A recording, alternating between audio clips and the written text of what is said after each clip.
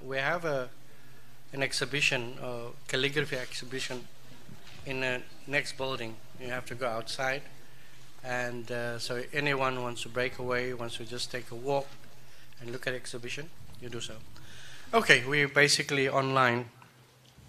Bismillah ar-Rahman ar-Rahim. Rabbi shrah li sadri wa yassir amri wa hlul uqdatam min lisani yafqahu qawli. Firstly, we welcome each and every one of you to this special panel that has been organized by the Imam Abdullah Haron Foundation. Basically, the foundation is a family structure, in other words, run by the family, in no interest in wanting to make any money, just to basically keep the memory of our father, our grandfather, alive. And so this particular foundation was set up way back in 2018, and at that point in time we had asked Mr. Qasim Khan to lead the project, and he did so until early this year when he resigned. The foundation, however, is an extension of Imam Haron's sort of idea, so to speak, but it built on where the Imam Abdullah Haron Educational Trust had sort of not necessarily left off, but which has been in existence since 2007, and doing educational work in the community. But the family just felt that we needed to have the special structure to do the commemoration work, which in itself was a task. So 2019, as many of you might know, from Cape Town, that we had many events. The way was just to remind others of who the Imam was, what he did, what he stood for, and that's the reason why the IHF is around. For this particular event, we basically teamed up with IRCICA as well as with Awqaf South Africa and UWC to commemorate this event. Usually we have this event on the 27th of September, but because the Congress could not be pushed back, we agreed to basically have it on this day. Now, the Congress itself dedicated this particular Congress to two iconic individuals. The one was Sheikh Abu Bakr Effendi, and we had a special panel prior to the break that focused purely on the Sheikh. And then, of course, it was agreed to dedicate it also to the memory of Imam Abdullah Haron. Having said all of that, and I think let me turn now to our panelists and to our moderator. Firstly, I think since UWC is a partner in this whole program, we thought it also fitting to have a member from the university, and in this case, the Dean of the Faculty of Arts and Humanities, Professor Monwabisi Ralarala, to basically moderate.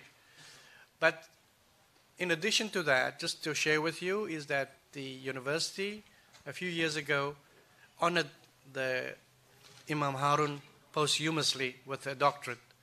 In other words, just to demonstrate their interest in the life of the Imam and, of course, for what the Imam stood for, and as a result, they sort of honored him.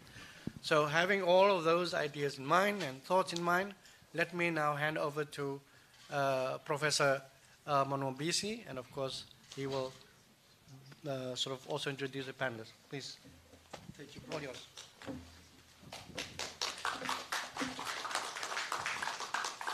Thank you very much. Am I audible? Can you hear me? Thank you very much, Prof. And I really appreciate the opportunity.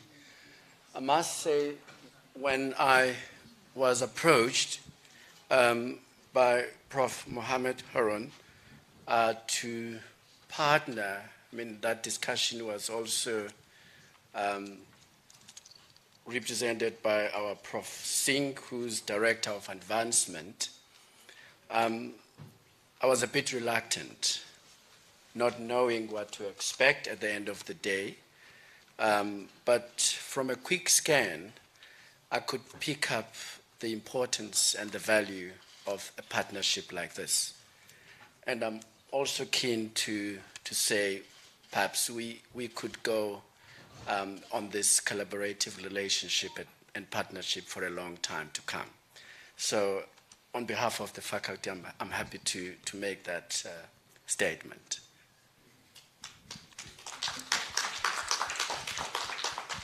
So it seems we have our panel all in order, and we're now ready to start. I have been briefed about time and a fair allocation of time, because there was a bit of a challenge in the morning, in terms of certain speakers given more time than others. So I'm going to bring some fairness to that, if you allow me. We have, in this order, Ms. Fatima Haron-Masoet. Fatima did say to me that, please, I'm double barrel, make no mistake. So I don't want to mess up. So especially if the other party is here, you see. So welcome. That's one of the daughters of the Imam Haron. Please put your hands together for her. We also have Jaamia Galant sitting over there, and she's the secretary of Claremont Main Road Mosque. And she's one of us this afternoon. Do you want to wave? Thank you very much. And then we have Zenzile Khoisan, who's one of our renowned journalists. He's got an interest in media. I've heard a lot about him in terms of him being involved in one of the Imam's case, investigating that. I'm sure we'll learn more about that this afternoon. Zenzile, are you there? And our nephew sitting next to Zenzile, who's our grandson, is also making a representation this afternoon. Welcome. He's also interested in media-related issues, film, I'm told. Thank you very much for coming. You can just wave. And we've got our Dean, Dean Michael Wieder, from the Anglican Church, St. George's. Welcome, sir. Welcome. You have 10 minutes. I think 10 minutes has been allocated to each of you to make your statement. And once that is done and dusted, obviously the members of the audience will be given an opportunity, to reflect. We're talking about the history, we're talking about the future. I think it's as simple as that. And I would want those of you who could not have an opportunity to speak, please raise your hand. I'll give preference to you. So I've noted everybody who have spoken before, so there won't be a repeat. So, yeah, over to you, Fatima.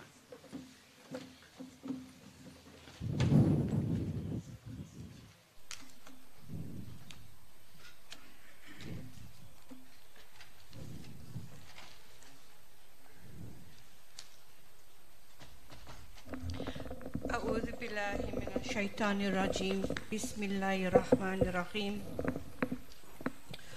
O you who believe, stand out firmly for justice as witness to Allah, even as against yourself or your parents or your kin, or whether to be against rich or poor, for Allah can best protect both.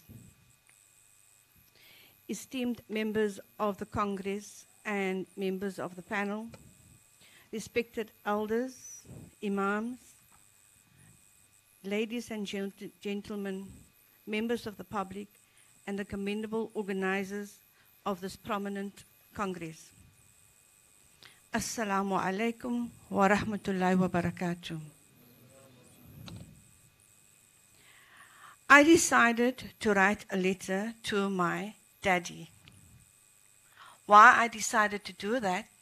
Because while he was in prison, he wrote letters out of prison to my mother and to family friends. And because I was very young, I was only 6 years old, he never wrote a letter to me. So today, I decided to write a letter to him. Dearest Daddy, through the passage of time and life's steady flow of emptiness, I always wondered what life would have been like if you were at my side. What if I could touch, feel, and smell you near me? Would your voice have comforted me like a hummingbird hovering over a flower? Would the whispers of a parent's sweet praise have soothed my soul? I have lived in your shadow, drawing strength from the stories and the memories that so many others have shared. Why could I not have my own story to tell? I was just too young when you left me. Too young to engage with your thoughts and imagination. As the seasons passed and changed and life took its course from her early years into adulthood, Shamla was in England, Muhammad was away studying, and Mummy stood tall, facing all adversity. When she held my tiny hands in her hand, journeying me through life, she would often say, "Your daddy did good. I know, because Allah never gave up on me." I remember being by her side the day you were taken from our home and the infamous, notorious Speaker van Wyk bellowing from the top of his voice, making it very, very clear to Mummy, "You will not be allowed to see him while he is in solitary confinement." I remember looking up at her face, weeping and seeing the deep pain and sheer horror etched there.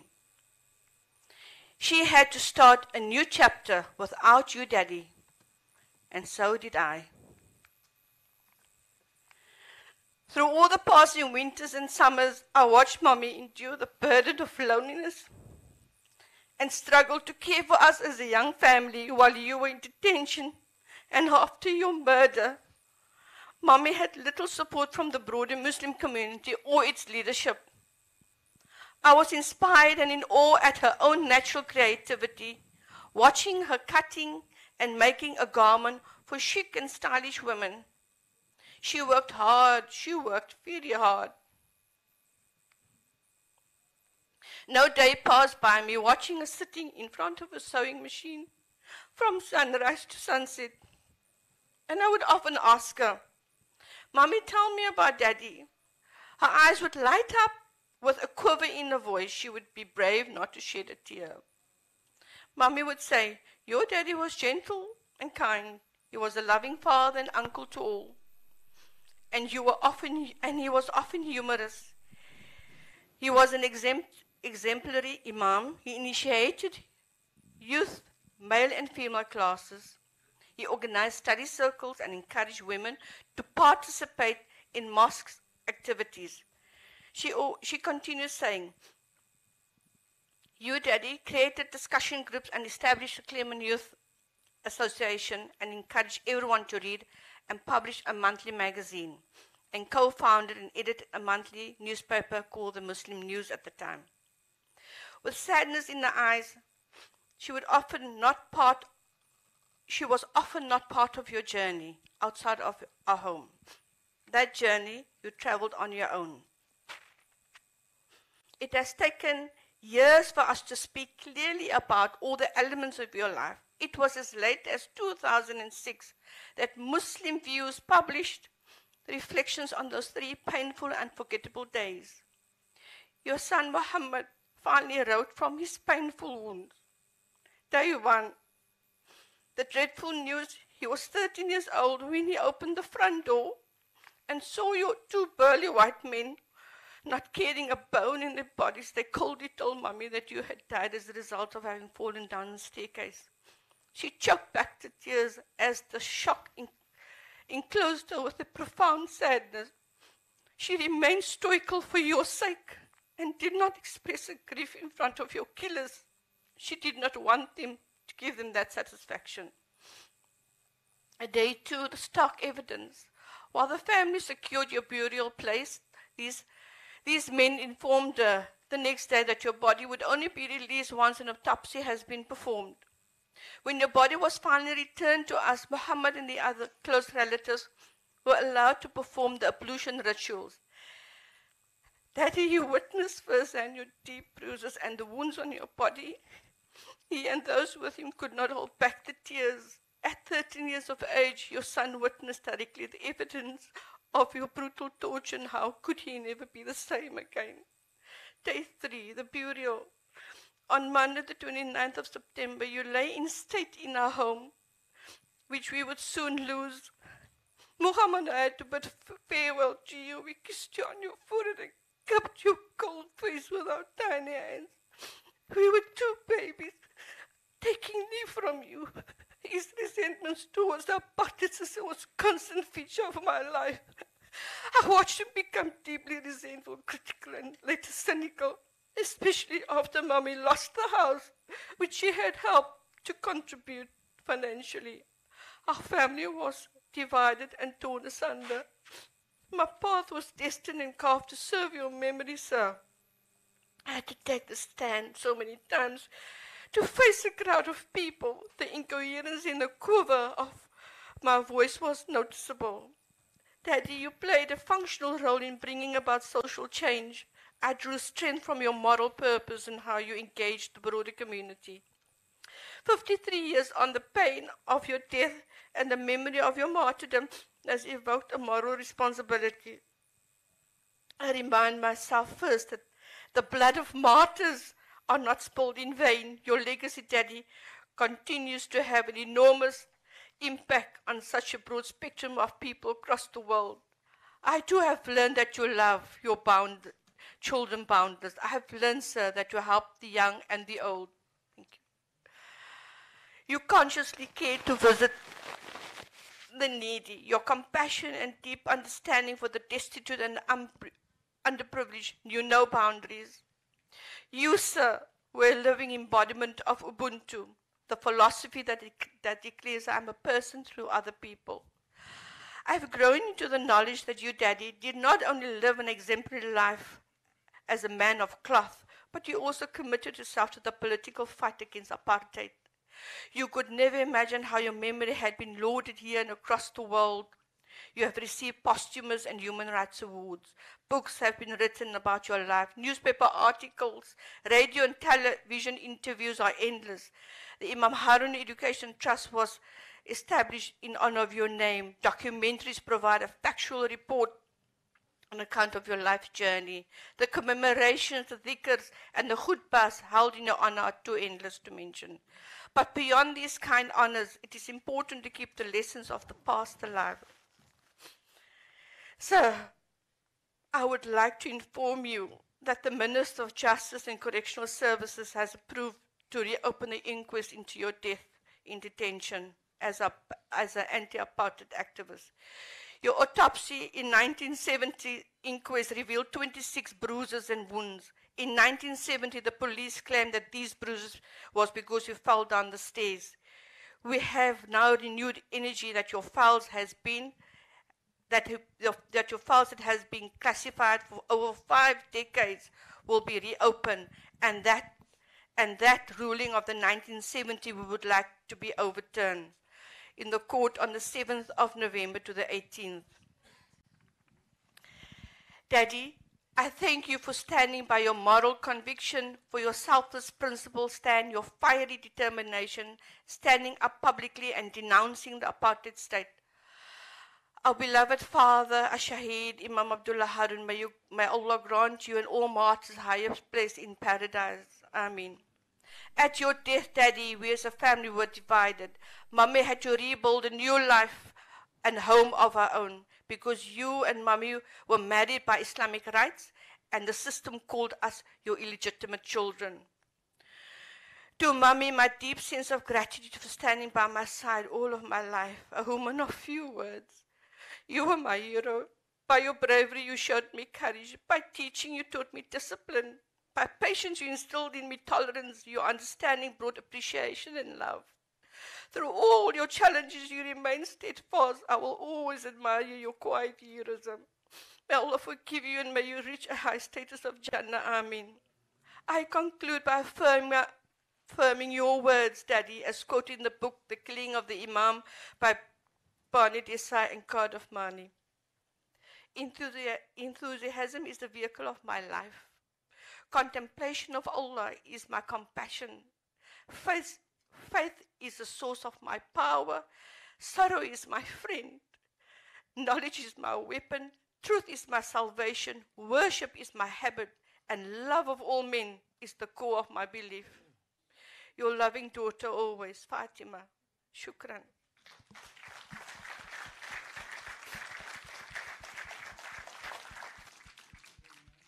Thank you very much, Fatima.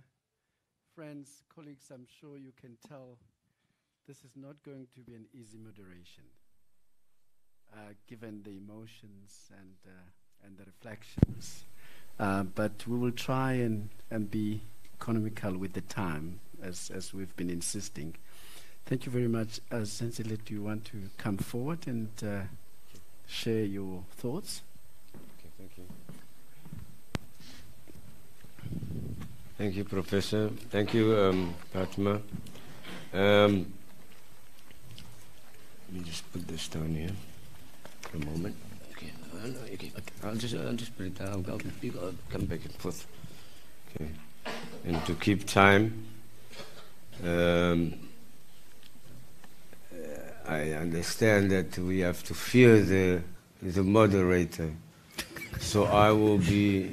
I'm dreading in my boots as I stand here. To me,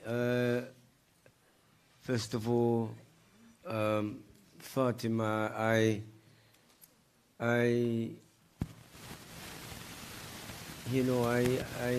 look to you and your family and your indefatigable quest to find justice in this matter is an inspiration, not only to me, but I'm sure to millions of people who seek to resolve that which doesn't want to be resolved.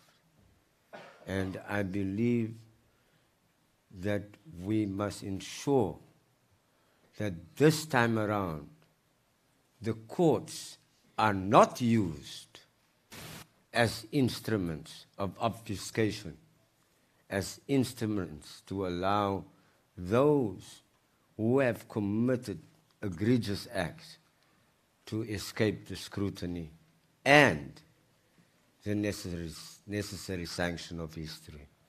Okay. I worked in this matter, but I was, by way of introduction, I happen to be in that profession where you live at both ends of the night, the journalist profession, and but I'm inspired by poetry. And Fatima, in a so deeply moving presentation, touched on this line out of it that comes out of Pablo Neruda.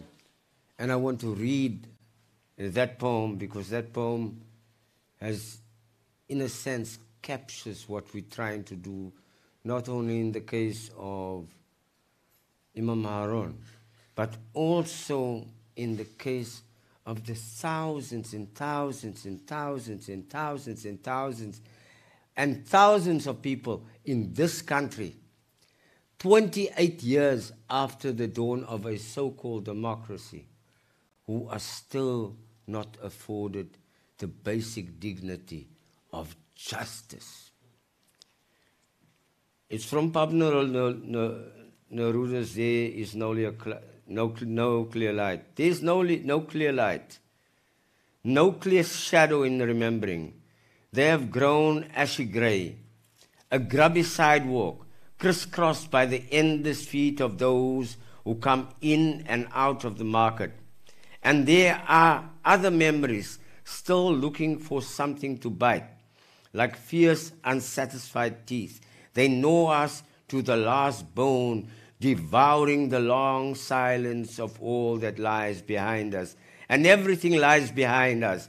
Nights, dawns, days hanging like bridges between darknesses, cities, doors into love and rancor, as if war had broken into the store and carried off everything there piece by piece.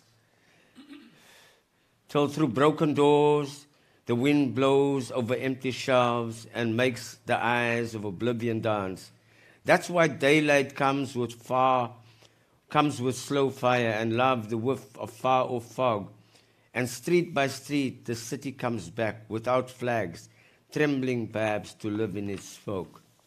Yesterday's hours stitched by life, threaded on a blood-stained needle, between decisions endlessly unfulfilled, the infinite beat of the sea and of doubt, the quiver of the sky in its jasmine. The poem then goes on, but I think what is critical for me is this lesson that is drawn from there. And part of why I believe 28 years after democracy we have to handle this matter, this critical matter. It should have been one of the first matters dispensed with on the very second day. On the very second day after the new flag was lifted. But one of the big things that we have to remember is that this democracy was authored by pain, deep pain. This democracy was authored by sacrifice, incredible sacrifice. But this democracy was also authored by a Faustian pact called a compromiso histórico. And in this compromiso histórico, there was a horse trading that took place. I like to call a spade, because I was a young man who was assigned this case, and cynically, after many successful cases, cynically this case was assigned to our unit after much of our investigative capacity had been bludgeoned at the TRC. By the time I came to the home of Fatima and Imam, I was beside myself. See, inherent in this case is all of the fault lines that come from a compromiso histórico. In this case, you have a matter in which there are numerous aspects beside the core aspect that has to be addressed. There is, the TRC had a formula, a simple formula, and I'll break it down simply. It was a truth-telling in exchange for reparation or restoration, and then in exchange for amnesty. Somewhere along the line, there was political intervention, and the two last cards were shifted around. And as a result of that, what came out of the last constitution, the post-amble of our last constitution, the last interim constitution, says there shall be amnesty. And that's how we were born. But when you look at this matter, the case of the killing of a truly devout spiritual leader, a compassionate human being, and a truly conscious political figure of our time, deeply involved with social justice. Because that was the composite of this person. You are looking at who, if this person rises in society, who would be the possible detractors? Who would be the possible antagonists? Now, when I investigated this matter, the big problem is that, number one, we wanted to search certain archives, and they were not available to us. By that time, I had already searched military base and all of that stuff and police stations, and we'd found some stuff. But the question is, there was a blue line of silence, and to break that silence, we needed to subpoena a whole range of people. Very powerful people in this society. The people think that we have to deal with the case of the killing of the Imam as if it happened at a police station, Maitland and Caledon Square. That is a neophyte's understanding of who the Imam was. The Imam was a targeted individual. And when I say targeted individual, I've got about 90 seconds to say what I've got to say. When I say a targeted individual, we needed to go in and we needed to bring about an interrogation of the intelligence services, because we needed to interrogate the foreign affairs. We needed to interrogate how the target study was drawn up for the Imam before he was arrested. Because that time, that solitary time in Maitland, between Maitland and Caledon Square, hopefully will help us understand what they were trying to get to. They were not just trying to get to the Imam as a religious figure. They wanted to try to unpack how he moved, who he was associated with in the Middle East, in Egypt, in London. Who were the people who traced and tracked him? Now, in order to have done that, we need to be able to understand the Imam as an international figure, as an international threat to international establishments. And I believe that one of the things that I'm looking for in this inquest that will come is that the National Prosecuting Authority, as they've spoken to me, I've hopefully guided them into places that they will go and find the records that need to be found. But a cover-up this time cannot be allowed. Thank you.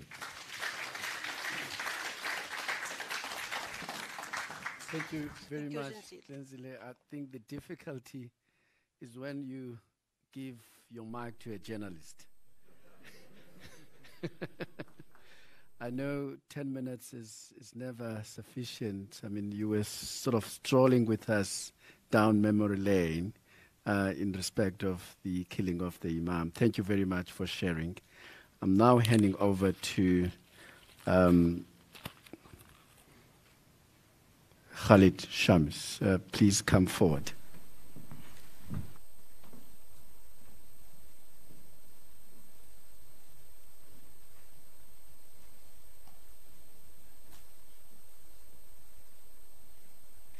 Hello, am I on? Can I be heard? My mic's on. Can I be heard? No. Yeah? Okay. Assalamu alaikum warahmatullahi wabarakatuh. Nice to see you all. Nice to see old faces, old friends, and family. To be amongst family and to be amongst elders and people who are connected to this history of the Cape, Islamic history of the Cape, spiritual history of the Cape, further back, and to this Islamic history we have also that comes from Turkey. It's a real honor to be here and a pleasure. I refer to my seniors always, and I came here as an outsider in a way, coming from the UK and coming here to live and to plot some kind of picture, some kind of image of my grandfather. So, as a filmmaker, I came in 2005 to make a film about Imam Haron. I had grown up thinking so much about him, right? I heard about him through my parents, and whenever I came to visit, and my family, whenever I came to visit, he was always spoken of very fondly and in this kind of mythical way, that he was all around. He encompassed lots of what it was to be Cape Townian and South African. So when I came to Cape Town, I expected there already to be lots of visibility about Imam Haron. And it was only a few organizations and people who were commemorating him and remembering him here in Cape Town. It surprised me. So I thought to myself, then how, this is strange. Like, how is this person I've grown up with, who's a kind of larger-than-life figure, who left an indelible mark in the community and the country, how come there's no recognition in a larger scale, right? And so I had to ask myself, how do I then commemorate Imam, right, my grandfather? And knowing that I'm amongst a bunch of other grandchildren, right, how do we commemorate? Is it a celebration? Do we celebrate his death? Do we celebrate his life? Do we celebrate what happened, what came after? Do we reflect? Is it a space for us to reflect? Is it a meditation? Like, what is it?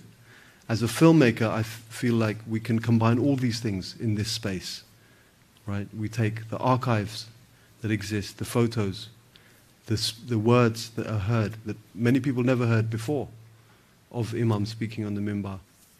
We take all the interviews. I was led from one person to another. I wasn't, Allah has His plan. We know this, right? We know this idea of, we plan, Allah is the best of planners. But we still plan, and we still think our plan is going to come to fruition. We still go ahead in this kind of futile way, knowing that Allah has His own plan, right? And so my first point of call was my uncle, and then he led me to one person, and then obviously my aunt and Buta Qasim and all these family members, and then I was led to others, right? And so I wasn't really planning how to make this film or how to tell this story or how to paint a life, how to commemorate, how to celebrate, how to meditate on Imam Haron. I mean, what am I going to do, right? How can I put myself in his footsteps in a way? But Allah has His plan. When I was introduced to Zenzile, I had no idea what it would open up for me in this kind of search, what it brought in the film as well, right? What his voice, if the film did not have Zenzile's voice in it, what would it be? What would be missing? And so the void of that Imam left also, as a filmmaker, tells you about what is left out, right? What do we leave out? And what do we choose to leave in? So even Zenzile's work and those things that we spoke about in the film have resonance now. In November, it's going to come also to fruition again, right? What's going to happen in this inquest? I think we know what's going to happen, but let's see if that kind of recognition, the nationwide recognition is, will be kind of in a way truly acknowledged. And it's not that my grandmother's not here to witness it. She was adamant and steadfast that she knew what happened. I don't think she needed an inquest to tell her the truth. So it's not a sad occasion that she's not around for it, right? She lived her life, and I think her life was a testimony to what was left after Imam was gone, right?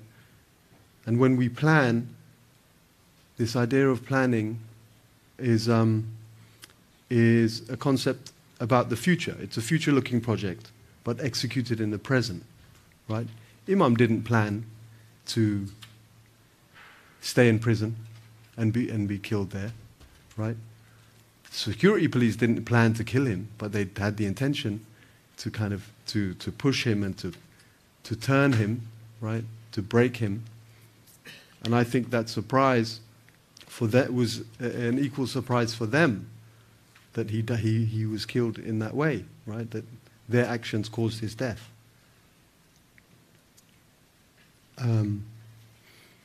So yeah, this idea of planning is interesting as a filmmaker, is that we plan and we plot and we use film to convey our thoughts and what it means to bring together ideas and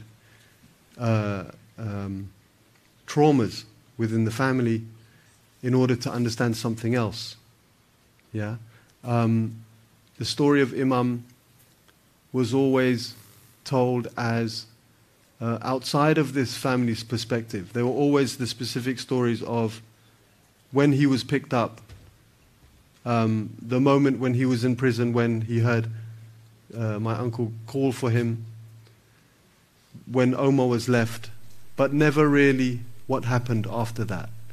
Right? We always kind of leave Imam in 69 and the earthquake and what happened then, and then the inquest, and now another inquest. But all that time between it, I mean, gathered so much. So the absence of Imam is really a stronger presence of him in our lives as a community. Otherwise, you know, partly we wouldn't be here today. So, not to take too much time, and I think a discussion would be more, or the interaction with everyone here is more, would be more beneficial than just me talking. Yeah, I appreciate the time and the place. Shukran.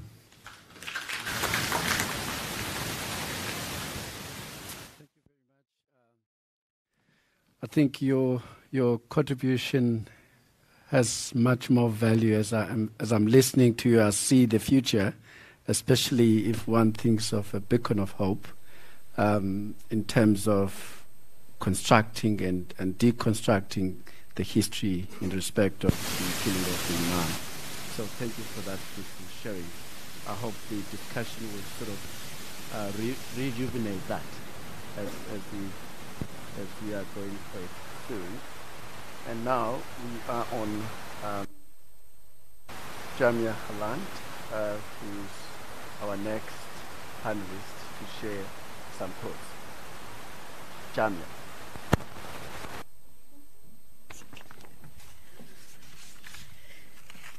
Bismillahirrahmanirrahim. Assalamu alaikum wa rahmatullahi wa barakatuh.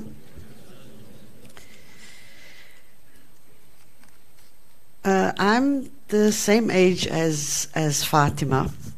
So I was also just a toddler when Imam Haron was killed in detention in September 1969. But I grew up with an awareness that he had been a significant figure in the Muslim community, and particularly in the lives of my parents and some of my extended family. The connections to Imam Haron as I was growing up were thus always there for me, including interactions with Auntie Halima afterwards amongst my father's siblings. Thank you. My father, who was Siddiq Galant, was born and grew up in Claremont, opposite the Jaamia Masjid in Draper Street, Claremont. And when Imam Haron became the Imam of the Jaamia Masjid in 1955, my father, who was only 20 years old at the time, I worked this out carefully, Muhammad, by the way, he was only 20 years old at the time, became one of the Imam's students and murids at Jaamia Masjid. And Imam Haron himself, at 31 years old, was one of the youngest Imams, if not the youngest, in Cape Town at the time. So it was perhaps not surprising that not only my father, but many Claremont youth from that time would be drawn to the young Imam at Al-Jaamia Masjid and became part of the Imam's inner circle of friends. But what is significant for me and what has always intrigued me because of this connection with my father is the nature of the relationship that the Imam forged with these youth and the impact he had on their lives during the 14 years that he was the Imam at Al-Jaamia Masjid. Now, in the previous session, we heard many discussions about remembering and reinterpreting history and what histories mean. And when it comes to the Imam and its legacy, we know there have been many different histories, legacies that have been spoken about. But it is this particular dimension, this relationship with the youth of the Imam's life that I chose for this talk to think back on and to look ahead at what we can learn today from this legacy of the Imam. So let's just start with some context. The 1950s and 1960s South Africa was a period of heightened repression, during which we had the Sharpeville massacre in 1960 and the rolling out of the Group Areas Act, which saw thousands of black people forcibly displaced from their homes across the country as the apartheid government set about creating designated white areas and designated black areas. The violence of the apartheid government was on full display, and any resistance to apartheid was equally met with violent repression. In Claremont at that time, the out-of-school youth were preparing themselves for limited job opportunities that included mainly jobs in the building trade or teaching profession, like my father. But what was quite unique about these youth, including my father, is that many of them were schooled at Livingston High School in Claremont, which had by then already established a strong tradition of anti-apartheid political education through the ethos of the school and its teachers. So these youth left school highly politically conscious, perhaps eager to join in the resistance movement against apartheid. But, and here I am perhaps projecting onto them, perhaps they felt constrained by their Muslim identity and Islamic worldview, since the dominant sentiment at that time was that to resist apartheid, you had to be a communist or a socialist. And to be a communist, you could not also hold on to your religious views or identity. And so it is the struggle of the youth, it is the struggle of the youth who are grappling to reconcile their anti-apartheid political convictions with the Islamic worldview that Imam Haron connects with. He forms a symbiotic relationship with these youth and young minds around him, in which he engages and learns from their non-racial, anti-apartheid political perspectives. And in turn, he revitalizes their faith in Islam and schools them into a more dynamic and socially responsive understanding of Islam. He provides the youth with tools and inspiration from Islamic texts to justify the resistance to apartheid and their aspiration to struggle for social justice. And the bond between the Imam and these youth, and I contemplated a lot about this notion of Imam himself. If you think about, he was an Imam in his early 30s. So he himself was still young. And this relationship was formalized when they established the progressive Claremont Muslim Youth Association in 1958 with Imam Haron as their leader.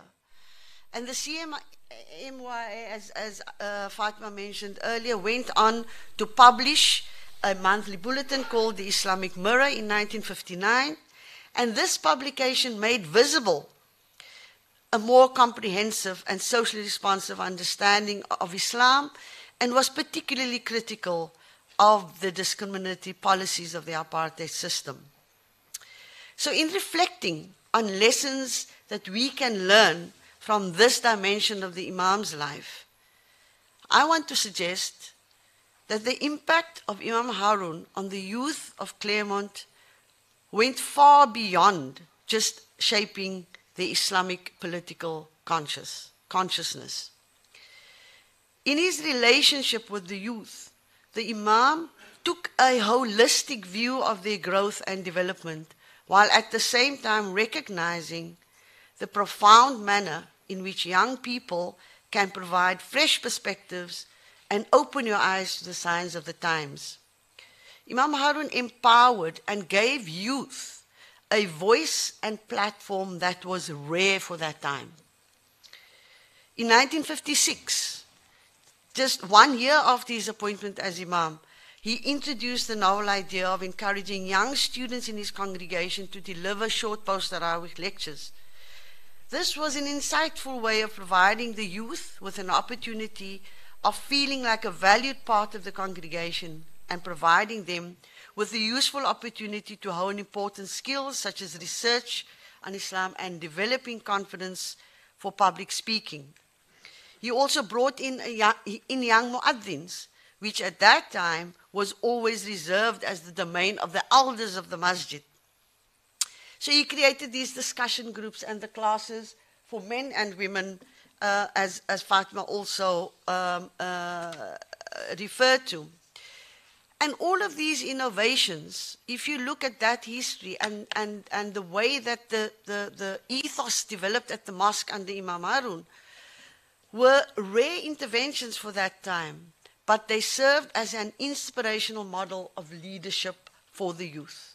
And this, for me, is what I want us, the message I want us to take home, is that Imam Haron embodied leadership that did not shy away from dialogue and engagement with young men and women of his congregation. Leadership that was humble and anti-authoritarian. Leadership that inspired action for social justice. Leadership that valued the insights, contributions, and friendships of youth and contemporaries without privileging one over the other. It is all of the above qualities that I believe is some of the enduring legacy of Imam Haron that we should take forward today. Today, our youth grapple with many more broader social, political, and economic issues that they too may struggle to reconcile with their Islamic worldviews. The critical challenge for us is to find creative and innovative ways of passing on this comprehensive and socially just and responsive vision of Islam that was nurtured by Imam Haron. Following his example, we should embrace and open up more spaces for our youth to discuss the critical issues of today, to open a dialogue between older and younger generations, to provide leadership that does not alienate our youth but engages with them, that encourages joint readings and interpretations of Islamic texts to help youth navigate the rapidly changing social and political world that we live in today, allowing us all to learn and grow through the experience. Shukran. Thank you very much. That was a very powerful message, giving voice to the voiceless and giving voice to the future, which is the youth. And I'm sure we'll learn more from our debate. Dean, we're at your mercy. We're saving the best for last. Assalamu alaikum. Brother Moderator Monwabisi, you know, this thing about 10 minutes is it's a very healthy thing to exercise in these meetings, because someone once said that priests preach like they're being paid by the minute. So, and I want to defeat that. My comments are very few and sparse, and partly also inspired by you know, when you're the last person on the panel, you see yourself as making the closing dua. But the primary question that I am grappling with, and it arises as I listen to Khalid speak, if the Imam had lived beyond 1969, if he celebrated another Eid, if he was there to accompany his beloved into that grand state of humanity of being grandparents, if he had only been able to walk out of that prison cell into the relative freedom of an apartheid state, if we would not have heard Fatima's tears, the family wouldn't have had to grapple with all the issues and the trauma of losing a house there in City Park where you could watch rugby from the balcony.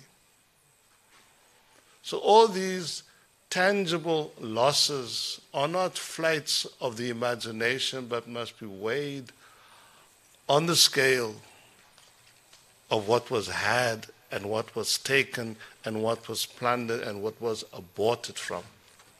When we look at legacy and when these matters are engaged in terms of restorative justice, we can't. They say we must leave the past, but we have to measure up the facts of the history of a given moment. So, recently I went on a walk that began in the south of France, in a place called Saint-Jean-Pied-de-Port, crossed over the Pyrenees and walked for 33 days to Santiago in Spain. So it was my own pilgrimage, and I learned that the church, the Eastern Orthodox churches, you are Haji then. So I have a well-earned, I've done my Hajj. Thank you. But the point that I want to make with that illustration is that somewhere along the second week of my pilgrimage, I was up at 5 o'clock in the morning and I was looking at the cityscape of where I was leaving. And in the soft, burnished sunrise, it looked like a minaret, and for a moment I thought I was walking in the Buqa. And looking at that and walking and reflecting on my immediate response, because I was longing to hear the Adhan. And I realized that the path that I was walking along and the whole geography of this place, for decades, if not centuries, that was Islam, territory and space. And so what I was also enjoying was a spirituality that was Christian, it was Islam, but it also was predated before Christianity arrived, when men and women from various parts in what is now Europe would walk along that same path and end up at the Atlantic Ocean at a place called Finisterre, the end of the world. And humanity's ancient longing for the unknown to be defined, to be distilled in some way or other, eventually finds its way in religious faith, in the quest for meaning. So for us an aspect of what I want to touch on about the Imam's life is that comes from the Twi culture of Ghana, the Sankofa bird. It's a bird that is depicted in flight, moving, leaving a site and moving in a given direction. The peculiar nature of this bird in flight is that it's turned back from its point of origin. It's looking for what it has left behind. Not for nostalgia's sake, but knowing where you're coming from defines and determines the nature and the objective of your journey. I wrote a poem called The Atan, and I want to read from it.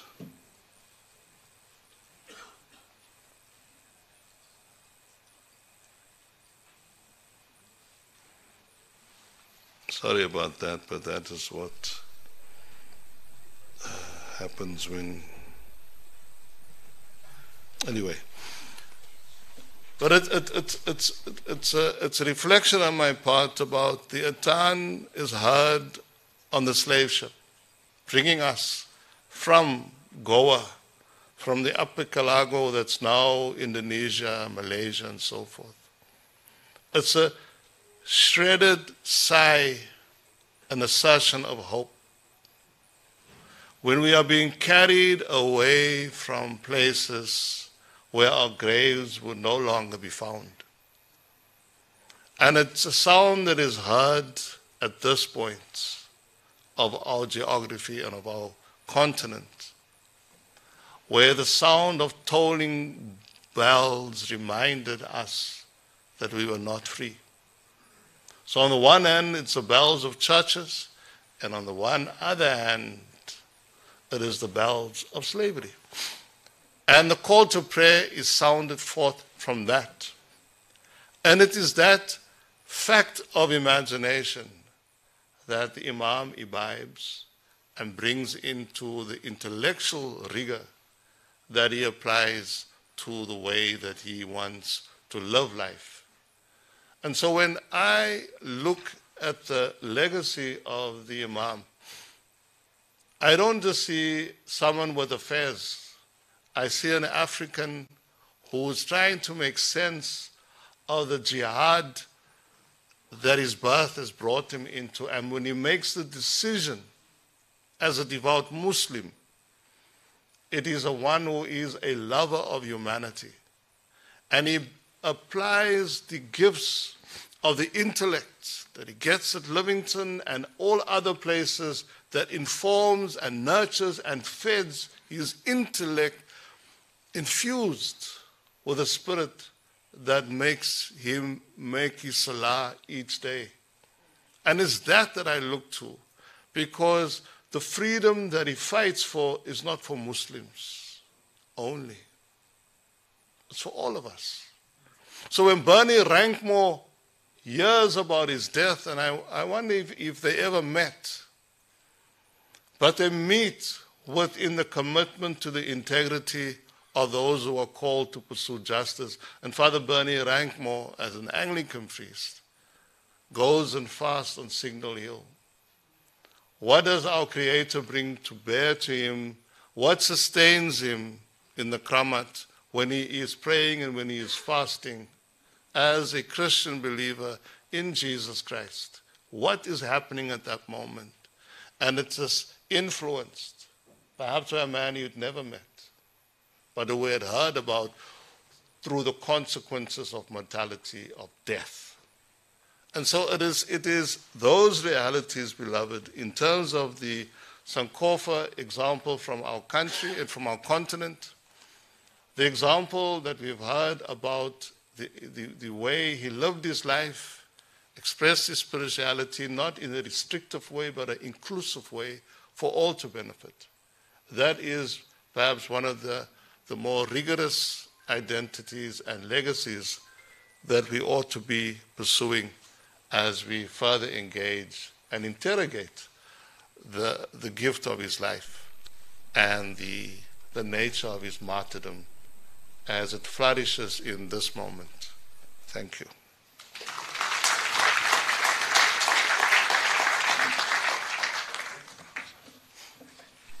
Thank you very much, Dean. I'm sure if you were counting, he did not go over time. We were saved by the poem. He couldn't find it. Had he found the poem, we would be in trouble. Thank you, Dean, for such meaningful reflection. We appreciate it. We have 15 minutes to engage, but 12. Okay, Fatima is accurate, 12 minutes. But before I defer to the audience, I'd like to give due recognition to the following. Our ambassador from Turkey, Ambassador Candace, I believe he's in the audience. Oh, she. Thank you. Sorry about that, ma'am. You are recognized. We also have Prof. Mahmoud Kalk, I think. College. Yes, sorry about that.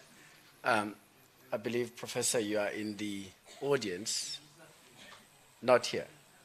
Okay, but we're trying to recognize the professor. Professor Sengore, who's also here. Not here. Okay, and then we have the CEO, Mr. Kaji. Thank you. Thank you. You are recognized. Thank you very much. Now we have time for questions, comments. Keep it short. I'm sure given the time, we can only allow 5 or less. Okay. Hands. Do we have mics?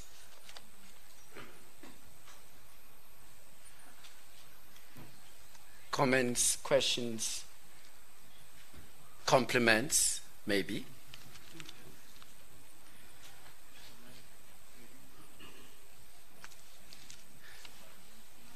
Mic here.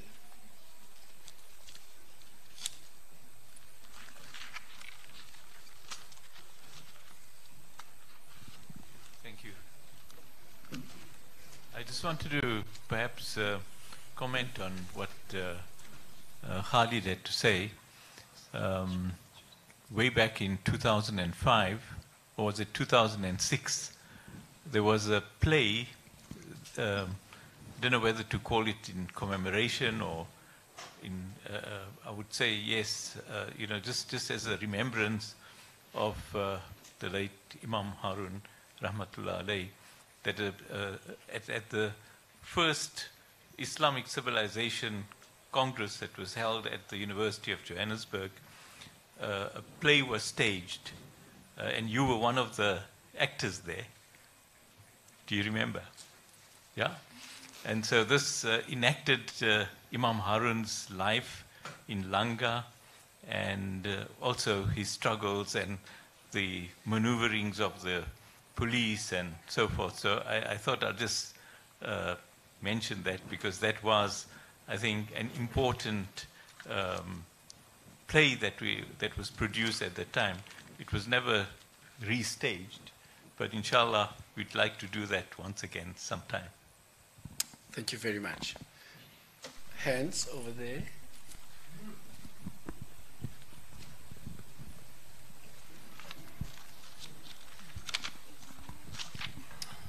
Assalamu alaikum wa rahmatullahi wa barakatuh. Aziz Hartley, Editor-in-Chief, Independent Media. I'd like to ask the family of the late Imam, given the fact that there are so many families that have not yet found justice, what kind of collaboration or coordination has the Haron family entered into with other families to have a joint front to bring justice to them?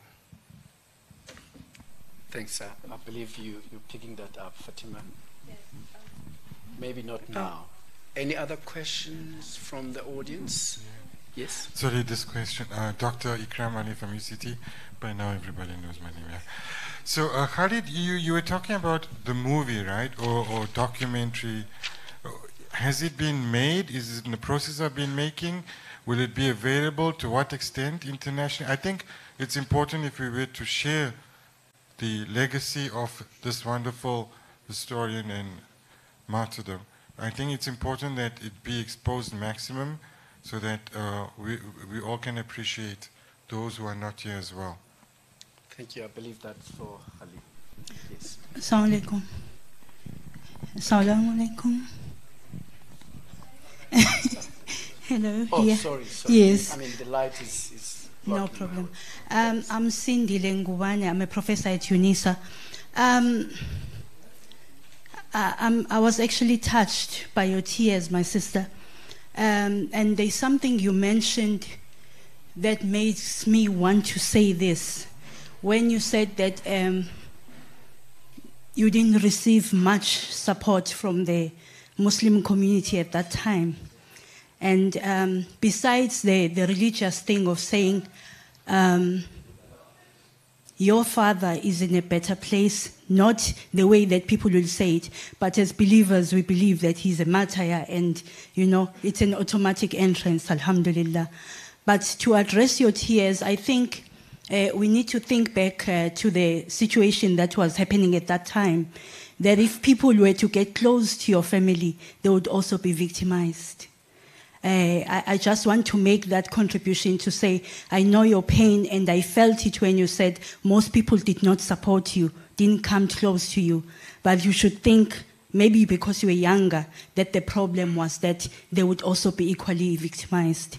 Then lastly, just to acknowledge the Muslim youth movement. When I came into Islam in 1993, I heard of Imam Haron, alhamdulillah, because as the Muslim youth movement, he was always commemorated. Whenever there were lectures for the youth camps, we were told by the role, about the role of Imam Haron.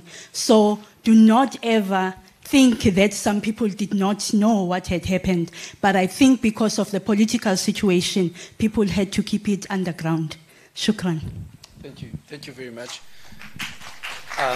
One question, and I would prefer to hand over to a lady, the very last.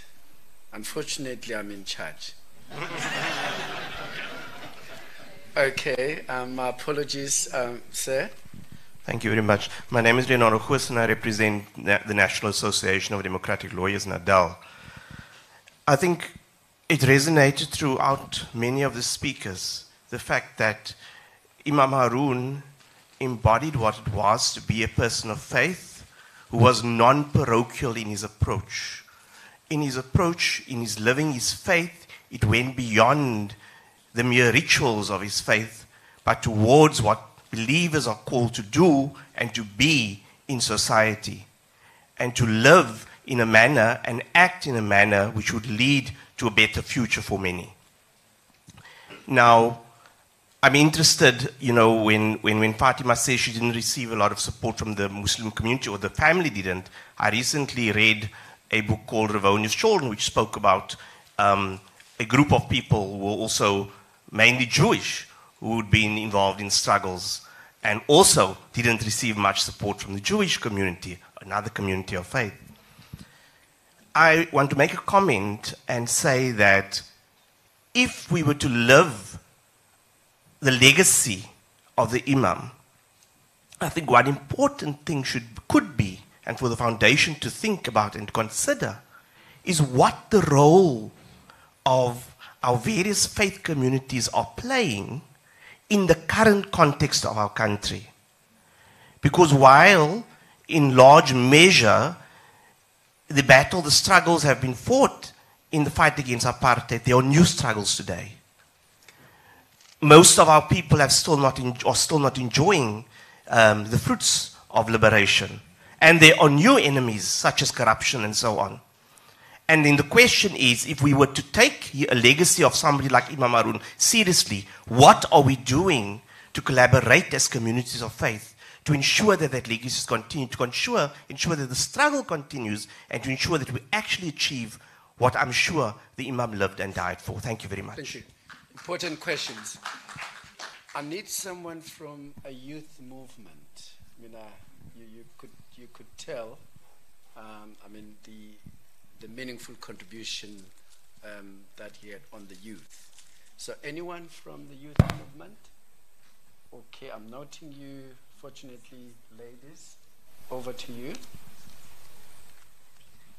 Assalamu alaikum wa rahmatullahi wa barakatuh. I'm actually not from the youth movement, but I'm young.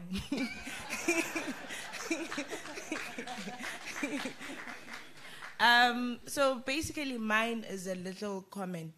I think it is For me, being here today, I'm actually honored. Honored to be in the presence of everyone who's here. Like, everyone who's here overwhelms me. And hearing about the life and struggle of Imam Haron, me being young, me learning not only from his own legacy, but from the legacy of those who continue to preserve his memory. For me, that's important, as it inspires me to also continue preserving his memory moving forward. And further to that, I'd like to commend everyone, and I would also like to ask Allah subhanahu wa ta'ala to grant him Jannatul Firdaus. Ameen. Thank you. Quick comment from Fatima, from Khalid, and then we will close. I'm respecting time, and Fatima is a bit vicious, so I have to stay alert. Yeah, in terms of the victims, the question that was asked, what are we doing about collaborating with the other victims? Yes, in 2019, when the Imam Haron Foundation was established, before then already, slowly but surely along the way, we kind of collaborated with Imtiaz Kaji, the nephew of Ahmad Timon, and then he, of course, introduced many of the victims' family to us as a family, and then we created a chat group. So to answer the brother's question, yes, we are very much a family group. We call us the victims' family group, or the apartheid victims' family group. We are working together in close collaboration with the Biko family, the Nkosinati, Semalani, and the plethora of victims. Might not be all of the victims, but we're quite a large number. So we do keep in touch with each other on a daily basis, and we do have regular meetings in terms of going forward, because many of with our father's case coming up in November is giving them hope. Many of them has not had opportunity to speak to the NPA or, going to the archives. It's just it's such a sick and sad situation that this government has disappointed all of South Africans with bringing or resolving the cases of all of our families. So we won't give up hope. We will continue burning the fire and the torch, and we will make our voices heard. Shukran.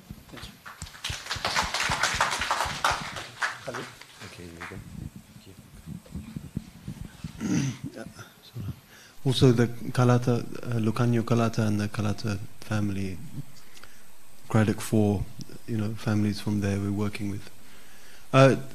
So two things quickly. Zainul, thank you for reminding me of my stage debut. I was trying to forget, but history kind of rears its head. It was interesting and very beautiful experience working on that with you guys. I was helping to write stories and scripts that came out of the interviews I was making at the time for my film, to kind of complexify the narrative of what we know about Imam up to that point. And then we didn't have anyone to play the role of Imam. And as I was kind of rehearsing the lines in hope that someone would step in, I just shaved my head and just went for it. So thank you for that. And the documentary was made, I finished it in 2011, started in 2005. And it traveled internationally. It showed on SABC. It has had numerous screenings over the years. And even actually, while I was making it, I was trying to raise funds to make it. I approached Al Jazeera. They weren't interested that time. When it came now to 2019, when my Oma was dead, it was coming up to the 50 years commemoration of Imam's death. Then they wanted to make a film, and then they kind of made their own film. So Al Jazeera have a version of the story of Imam. I have mine, which is more kind of personal family story. So it's out there, it's available. Nowadays, people don't really, distribute DVDs, but I'm very happy to send you a link to the film, or if anyone wants to screen it at any kind of institution or house or family home or on your own, or any community, I'll send you the link. Very happy to give you a link to the film, and anyone can see it whenever. Yeah, just contact me, and I'll very happily give it to you for free. Thank you very much.